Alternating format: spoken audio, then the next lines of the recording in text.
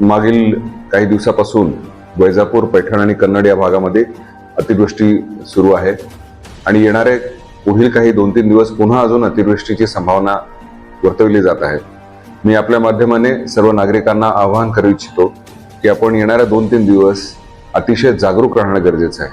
कोणत्याही परिस्थितीमध्ये अत्यावश्यक कारण नसल्यास आपण आपल्या घराबाहेर पडू नये.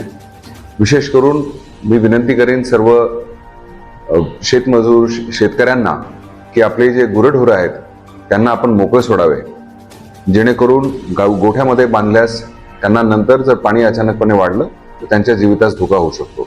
त्याचबरोबर त्यांना कुठेही नदी पात्राकडे जाऊ देऊ नये. त्याचबरोबर आपल्या मुलांना यांना सुद्धा स्पष्ट आणि सज्जड समज द्यावा की कुठेही अशा ठिकाणी जाऊ नये जेणेकरून त्यांच्या जीवितास धोका होऊ शकतो. आपण असंही पाहतो आहोत की काही पुलांवरून पाणी वाहून जात आहे आणि तिथं काही लोक पायी चालतायत, गाड्या घेऊन जात आहेत. यामुळे सुद्धा सर्वांच्या जीविताला धोका निर्माण होऊ शकतात. कोणत्याही परिस्थितीमध्ये अशा पाण्याचा अंदाज वरून येत नाही.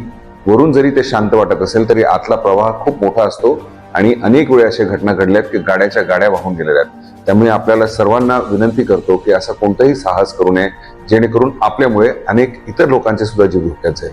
पुन्हा एकदा आपल्या सर्वांना विनंती करतो, आवाहन करतो की कोणतीही रिस्क घेऊ नका आणि येणारे 2-3 दिवस आपल्याला अतिशय जागरूक राहणं गरजेचं आहे. धन्यवाद.